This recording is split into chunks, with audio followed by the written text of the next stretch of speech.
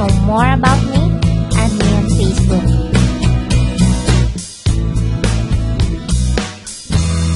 Encoding ng single account, example 1. Sa lahat ng encoding, itong pinaka-basic. Kaya importanteng mapanood mo muna ito bago ka matutong mag-encode ng multiple accounts. Bago tayo magsimula, gusto kong ipaalala na kapag nagrehistro bilang distributor ay may matatanggap na global package o yung tinatawag nating GP for short. Ang code na gagamitin sa encoding ay kasamang matatanggap once na nakapag-purchase na ng global package. I-scratch lang ang back part ng card para makita ang ID number at security PIN. Importante ito kasi hindi mo magagawang encoding nang wala yan. Ang bawat global package ay may katumbas na 1 card of code. Kung ilan ang GP na binili mo, yun din ang katumbas ng code na matatanggap mo. Kung bumili ka ng isang global package, isang card of code. Kung 3 GP, 3 code din. So bakit kailangan natin i-encode ang member? Importante ito kasi ito ang unang magiging basehan na registered distributor ka. At pangalawa, bilang distributor, isa sa mga benefits mo ang magkaroon ng webpage or data tracking center kung saan mamomonitor mo online lahat ng transactions mo. Kasama na dyan ng points, available balance, commissions, recruitment, encashment, list of members, at lahat-lahat na. Ang bawat miyembro na magiging ganap na distributor ng Alliance in Motion Global ay may kanya-kanyang webpage. Para masimulan mo ang encoding, mag-login ka muna sa iyong data tracking center at i-check kung saan mo gustong ipwesto ang new member.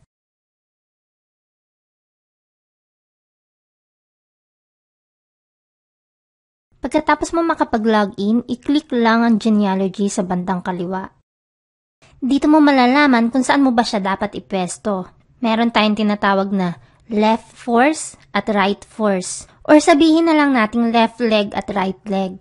Kung mapapansin nyo dito sa sample webpage natin, wala pa itong member.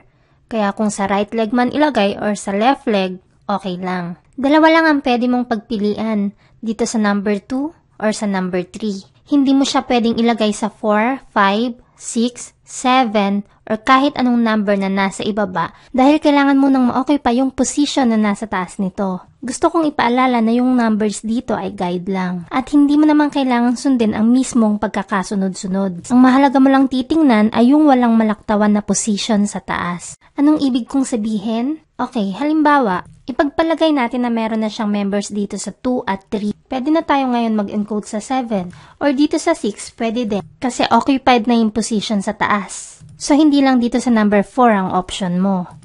Pwede rin dito sa number 5 kung gusto mo. Okay po? Okay, ilagay natin ang new member sa left leg dito sa number 2. At isulat sa papel ang iyong ID number na makikita mo dito sa bandang ibaba dahil gagamitin natin ito mamaya sa encoding. Then, pwede ka na mag-log out sa webpage. Pwede mo na ngayon i-click ang register button at i-type ang lahat ng personal information ng bago mong miyembro.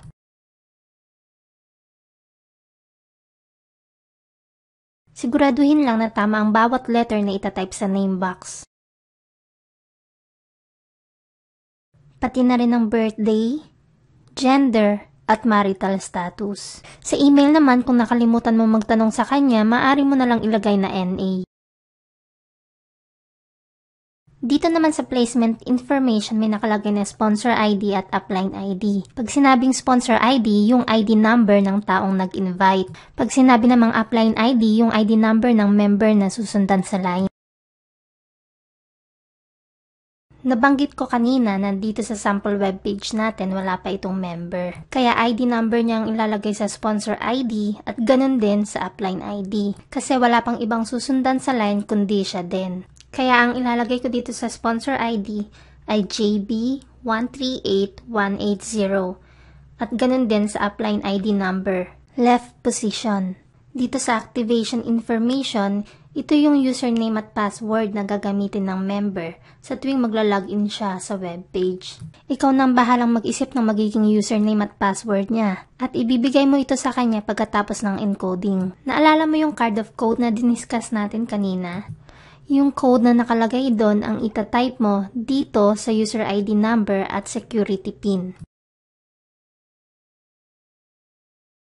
Pagkatapos niyan, bago mo i-click ang save, siguraduhin mo muna na lahat ng information na tinype mo ay tama. Then, click save.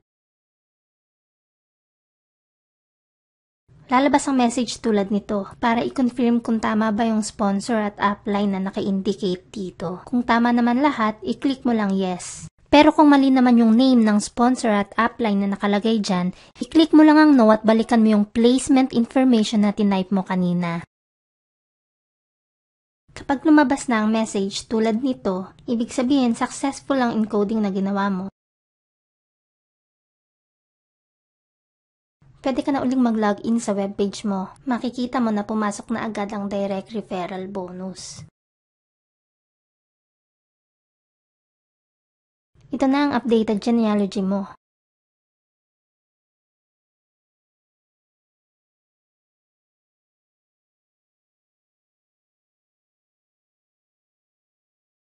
Sana magamit mo ang natutunan sa video na to at huwag mong kalimutan i-share sa akin ang first encoding experience mo.